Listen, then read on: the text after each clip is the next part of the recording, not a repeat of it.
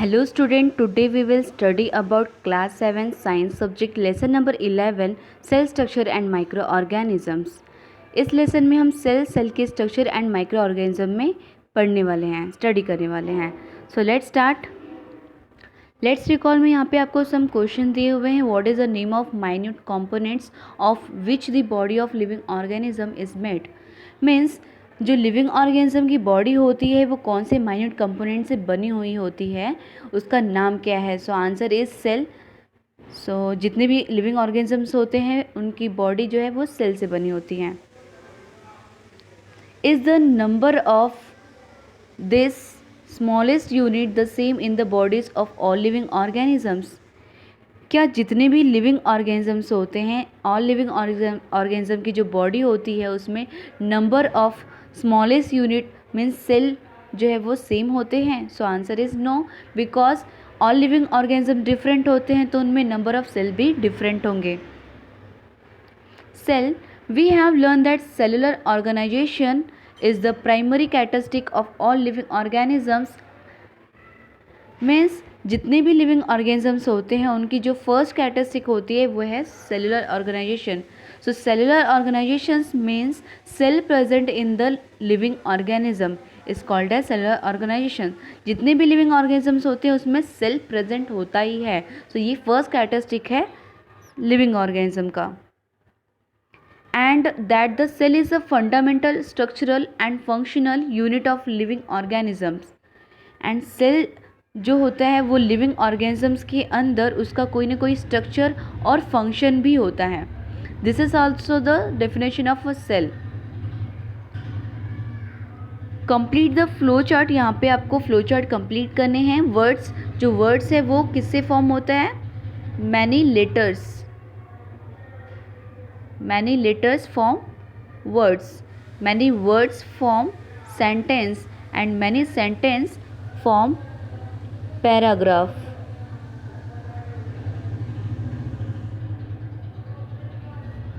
And many paragraph forms chapter and many chapters form a book.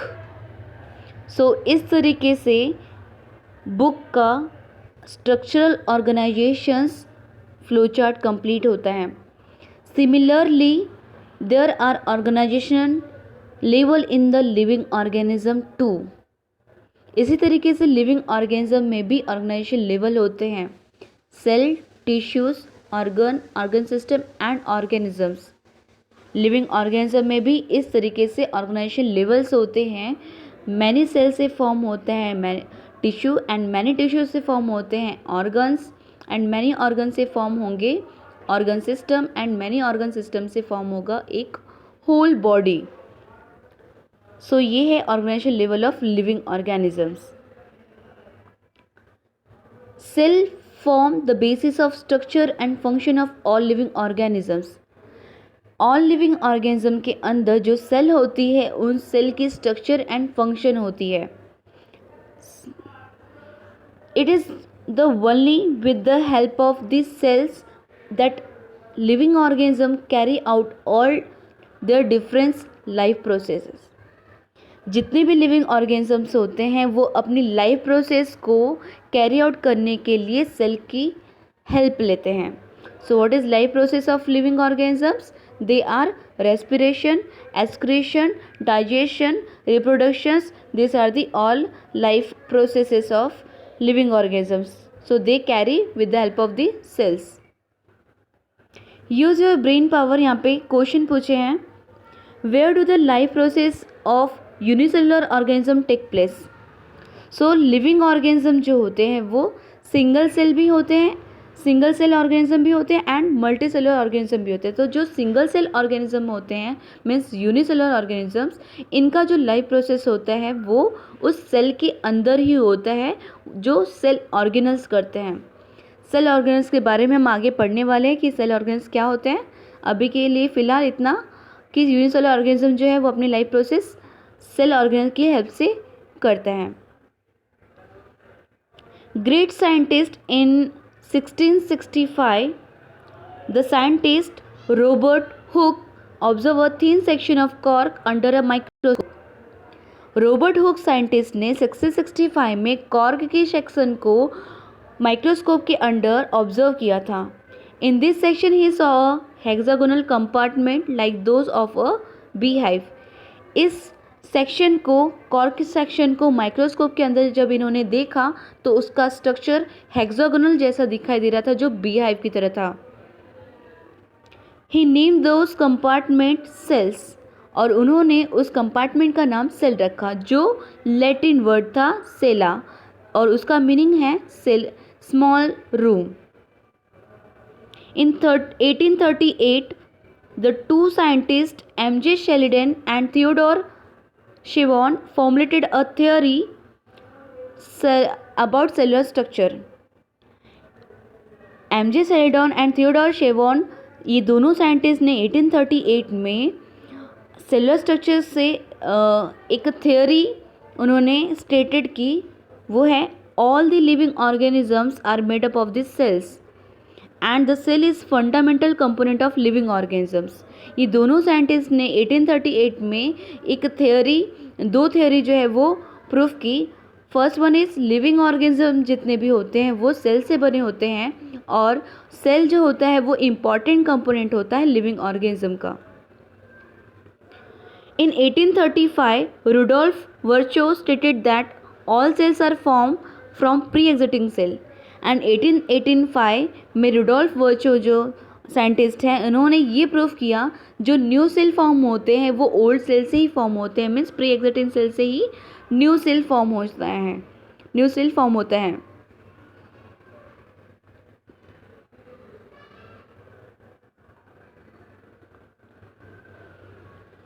Measurement and observation of sales.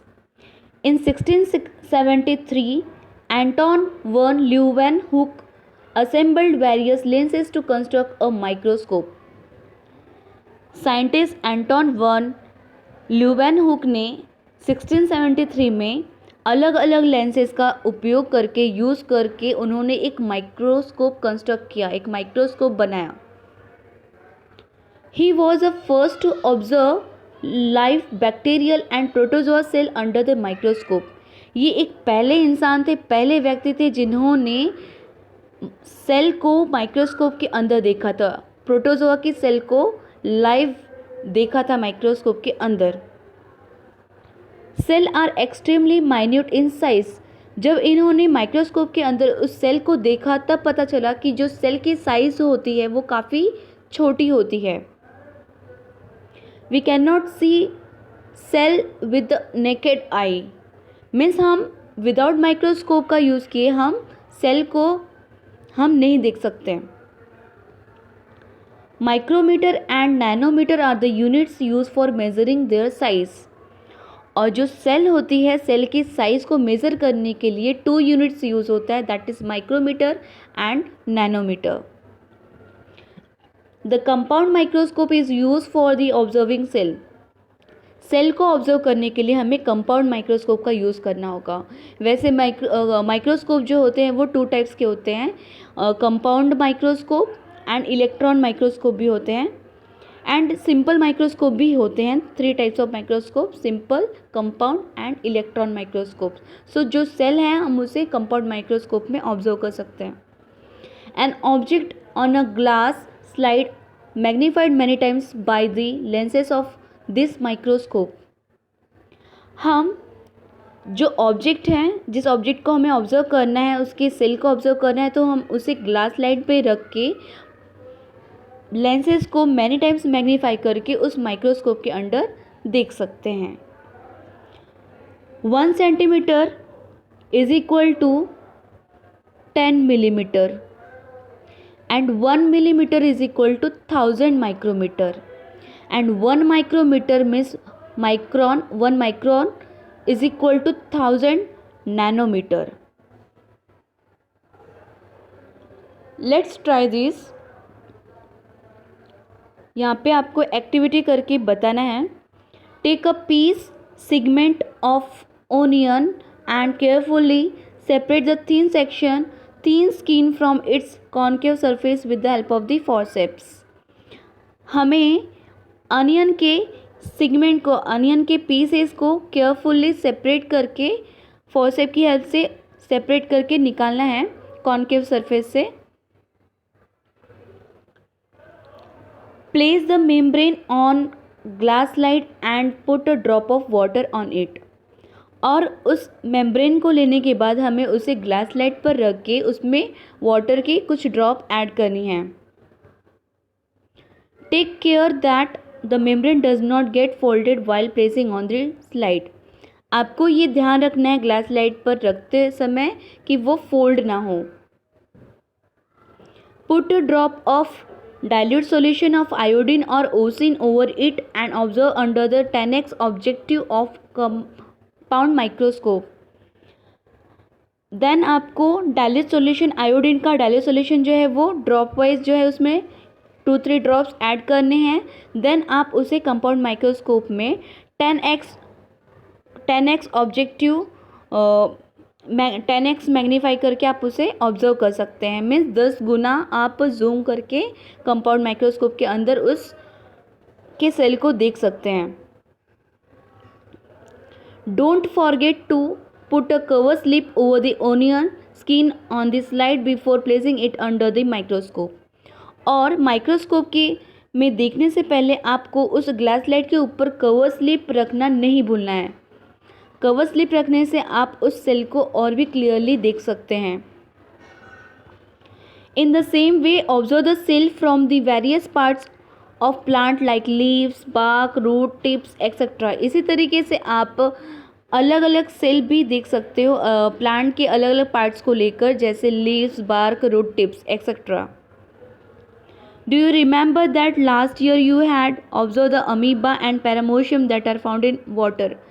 आपको याद होगा कि आपने last year amoeba and paramecium के cell को observe किया था जो वाटर में पाया गया था।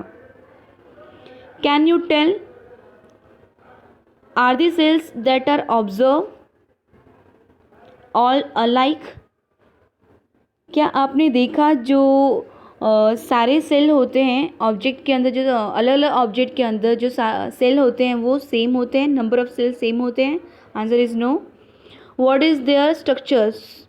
उनकी स्ट्रक्चर होती है सेल की, सो वो कौन सी स्ट्रक्चर है। What are their shapes. उस स्ट्रक्चर की कौन कौन सी शेप होती हैं, सो हम उसके बारे में पढ़ेंगे आगे। Books my friend collect interesting information about cell from the reference book in the school library, for example the largest cell and smallest cell etc। यहाँ पे आपको बताया है कि अगर आपको largest cell and smallest cell के बारे में एक्स्ट्रा इन्फॉर्मेशन कलेक्ट करनी है तो आपके स्कूल में जो स्कूल लाइब्रेरी होंगे उसमें रेफरेंस बुक होंगे, उसकी आप स्टडी करके इसकी इन्फॉर्मेशन कलेक्ट कर सकते हैं। Cell size. There is a great variation in the shape of the cells. Cell की डिफरेंट टाइप्स ऑफ शेप्स होती हैं। Their shapes are mainly related to their function. और जो शेप जो होता है वो सेल की जो शेप होते हैं वो फंक्शन से रिलेटेड होती हैं। Observe the cell of different shape shown below. आपको यहाँ पे डिफरेंट सेल दिखाई दे रहे होंगे और जिनकी साइज डिफरेंट है। Cell are of many different shape. Cell की डिफरेंट शेप होती है, like a circular, rod shape, columnar, spiral, oval, rectangular shape में होते हैं।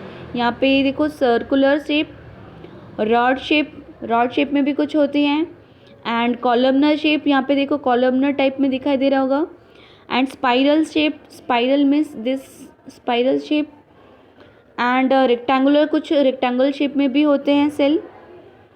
Each cell contain various component for carrying out the life process of the living organisms. जितने भी cell होते हैं सारे सेल में अलग अलग कंपोनेंट्स होते हैं लाइफ प्रोसेस परफॉर्म करने के लिए लिविंग ऑर्गेनिज्म के अंदर। This component are called organelles. और उस कंपोनेंट को ऑर्गेनल्स कहा जाता है। This organelles are studied in detail with the help of the electron microscope.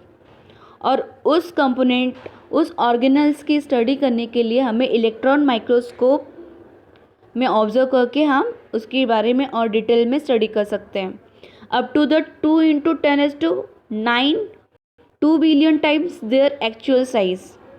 हम इलेक्ट्रॉन माइक्रोस्कोप में 2 × 10⁹ 2 billions means 200 crore times zoom करके हम इलेक्ट्रॉन माइक्रोस्कोप के अंदर सेल की ऑर्गेनल्स को देखकर उसके बारे में स्टडी कर सकते हैं।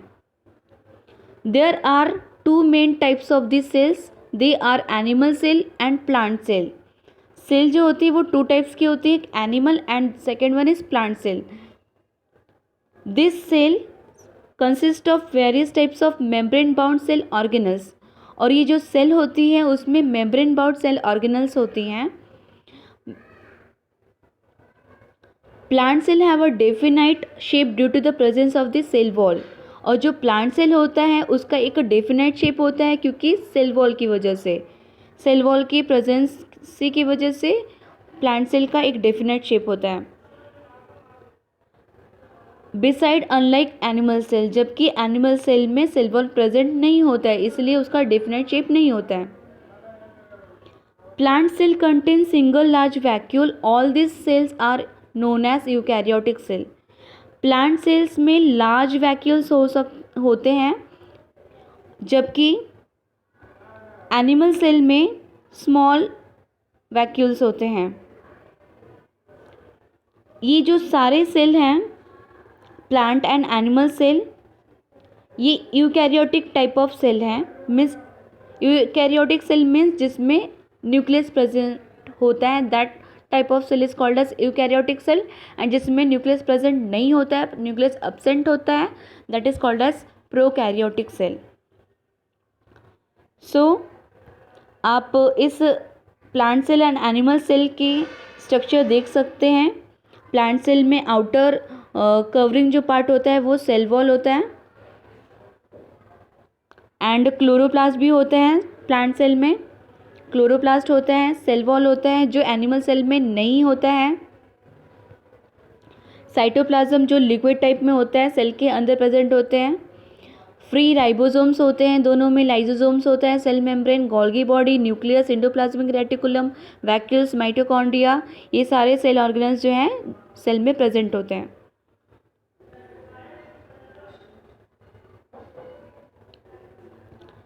The cell has 4 main parts: the cell wall, cell membrane, cytoplasm and cell organelles. Cell के 4 मेन पार्ट्स होते हैं, they are cell wall, cell membrane, cytoplasm and cell organelles. First one is cell wall. The cell wall is the outer most covering of this cell, it is present only in plant cell. Cell wall जो होता है वो only plant cell में present होता है, जो outer most covering part होता है। Plasma membrane, the plasma membrane also called this cell membrane, plasma membrane को सेल मेम्ब्रेन भी कहा जाता है। Is a kind of thin covering, ये एक थिन कवर होता है plasma membrane. Inner covering, cell wall जो है वो आउटर कवरिंग होता है और प्लाज्मा मेम्ब्रेन जो होता है वो इनर कवरिंग होता है, इसलिए वो स्मूथ होता है, थिन होता है। It is extremely delicate and flexible, thin होने के कारण वो डेलिकेट एंड फ्लैक्सिबल भी होता है easily. It is the outer most covering of the animal cell, और ये एनिमल सेल का आउटर मोस्ट कवरिंग पार्ट है plasma membrane. Third one is cytoplasm. The liquid part in the cell present around the nucleus is called cytoplasm. Cytoplasm एक liquid part होता है, liquid state में होता है, सेल के अंदर प्रेजेंट होता है, न्यूक्लियस के अराउंड में, न्यूक्लियस के चारों तरफ ये प्रेजेंट होता है लिक्विड स्टेट में। It occupies the space between the plasma membrane and nucleus, ये स्पेस एक्यूपाई करता है न्यूक्लियस एंड प्लाज्मा मेम्ब्रेन के बिटवीन में। Cell organelles are scattered in the cytoplasm, जो सेल होते हैं सेल के अंदर अलग अलग सेल ऑर्गेनल्स होते हैं, तो ये कहाँ पे स्कैटर्ड होते हैं? साइटोप्लाज्म के अंदर होते हैं। ये सारे सेल ऑर्गेनल्स साइटोप्लाज्म के अंदर प्रेजेंट होते हैं। Cell organelles, this mainly include the nucleus, endoplasmic reticulum, Golgi body, lysosomes, mitochondria, vacuoles, plastid, etc. These are the cell organelles. Plant cell contains chloroplast, और प्लांट सेल में chloroplast, जो chloroplast है वो सिर्फ प्लांट सेल में ये cell organelle present होते हैं.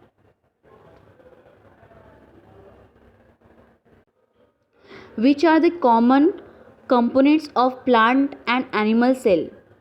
So plant and animal cell में common components कौन कौन से होते हैं, यहाँ पे इस डायग्राम के थ्रू हमें पता चलता है. Free ribosome, lysosome, cell membrane, Golgi body, nucleus, endoplasmic reticulum, vacuoles, mitochondria. This are the common component in plant and animal cells. And which are the different ones? So different one is the cell wall and chloroplast is the different, not present in both cell. The nucleus is the most important organelle of this cell. जो nucleus होता है वो सबसे important cell organelle होता है. इसे brain of this cell भी कहा जाता है. There is a porous double membrane around it, और उस न्यूक्लियस के अराउंड में पोरस मेम्ब्रेन प्रेजेंट होते हैं. The nucleus control all the functions of this cell. Cell के सारे फंक्शंस को न्यूक्लियस कंट्रोल में रखता है.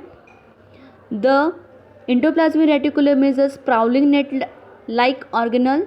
जो एंडोप्लाज्मिक रेटिकुलम होता है ये एक जाल टाइप जो होता है, फैला हुआ रहता है. Its function is to make necessary change in the protein produced by the ribosomes. Endoplasmic reticulum का जो फंक्शन होता है वो प्रोटीन को चेंज करता है, जो राइबोसोम से प्रोड्यूस होने वाले प्रोटीन को चेंज करता है.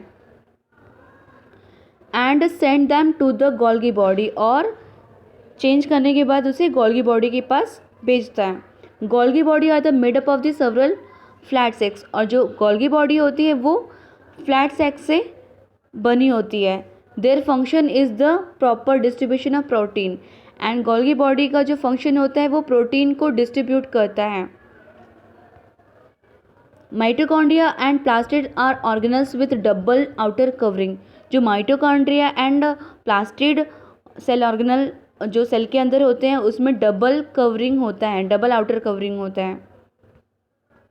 As mitochondria produce energy. Mitochondria जो है वो एनर्जी प्रोड्यूस करता है. They are called the power house of the cell, जिसे सेल का पावर हाउस भी कहा जाता है.